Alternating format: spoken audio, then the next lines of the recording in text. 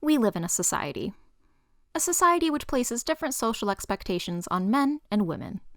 Society doesn't care. Society sucks. I don't even consider myself a part of society, FYI, because I'm so angry over all of this. Those social expectations are something that you'll inevitably experience throughout your life. Thankfully, they aren't hard and fast rules, and they can change for the better over time, and you don't have to follow them if you don't want to. But I must confess, I'm content with sexist social conventions if they benefit me. I know it isn't right and I don't agree with that, but that's the knee-jerk feeling that I have. For example, the expectation that guys ask girls out.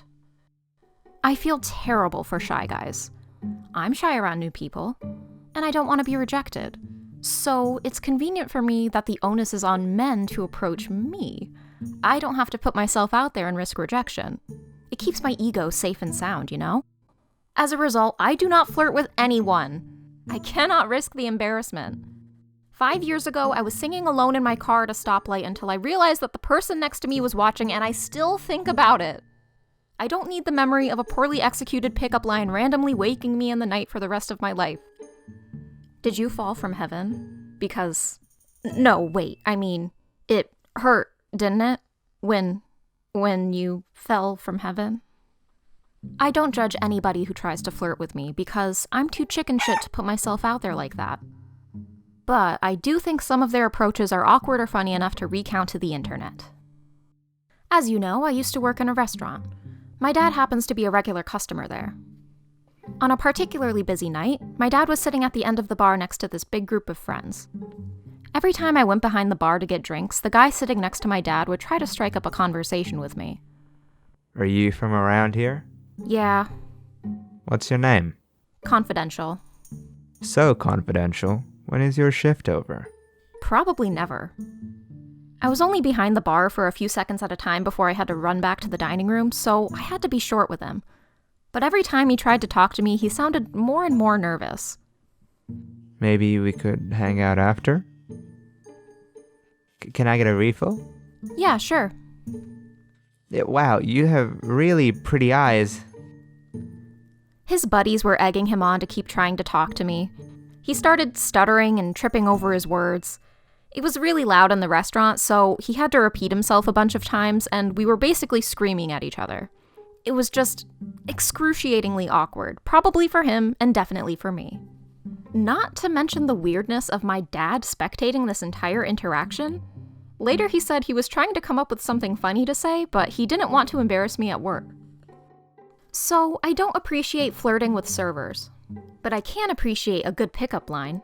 I mean, no one can mess up a casual pickup line. Back when I was in college, my roommate and I ordered Japanese takeout for dinner one night. I graciously volunteered to be the one to go to the apartment lobby and pick it up from the delivery guy. I was paying with a credit card, so I had to sign for it. I need to point out here that I, like most people, am right-handed. There's a popular myth that artists and creative people are more likely to be left-handed, but not me. I'm right-handed to a debilitating degree. No ambidexterity whatsoever. My left hand, purely decorative. It can't do anything especially right. That is to say that there is a 100% chance that I was using my right hand to sign for our food.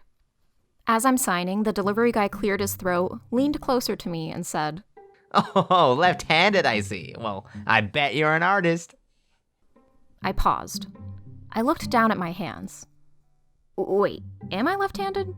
Do I not know my left from my right? No, this is definitely my right hand. After I realized what was happening, it took every scrap of my willpower to keep from laughing at this poor man's error. Maybe he was just nervous. Or he was confused that I was facing the opposite direction as him, so his left and my left were switched? I don't know. But I mean, I am an artist. So after a long pause, I just said, "Yeah," and scurried back to my apartment. When it comes to flirting, I think that your best bet is to approach with humor, so I saved my best story for last. One weekend in college, I woke up pretty late, around 10:45. Not because I was hungover or out partying all night. I just stayed up really late playing Splatoon. The cafeteria stopped making breakfast sandwiches around 11, so I wanted to get over there quickly and get my place in line. I rolled out of bed, put on pants, and left my apartment. I was still feeling really tired. I didn't brush my hair, so it was kind of a mess. I was also wearing the shirt that I slept in. What I'm trying to say is that I wasn't cute. The shirt that I was wearing is one of my favorites. Years ago, my family took a weekend trip to Mystic, Connecticut. There's this pizza place there that's famous because it was the setting of a mediocre 80s movie. I'm sorry if Mystic Pizza is your favorite movie. I'm sorry if Mystic Pizza is your favorite movie. I got a shirt with a slice of pizza on the front of it, and the text around it says, "A slice of heaven."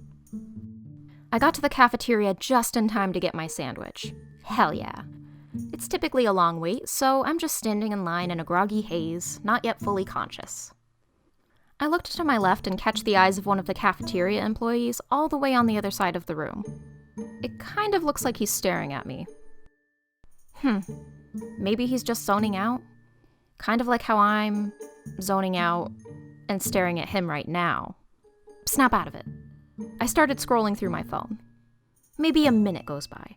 I look up and he's standing right next to me. Hey girl, I think you're a slice of heaven. I was so tired and just caught off guard that I had no reaction whatsoever.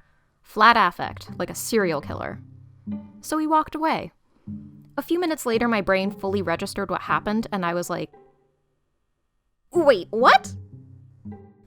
That last guy saw an opportunity to make a pun, and he went for it, so I have nothing but respect for him. Big thank you to Maz from TheAmaazing for reading lines for this video. Reflecting back on approaching him for the video, I am realizing how weird of a first impression that is to just be like, "Hello, I am a total stranger. Can you please pretend to flirt and be creepy towards me for my YouTube video, kind sir?" And he was super nice and super cool about it. I didn't realize until after, like, oh, that's pretty weird. He probably thinks you're weird. But enough about that. Thank you for being here. Thank you for watching. I changed my name. I am Snarkie now because I'm Snarkie. Hello, nice to meet you.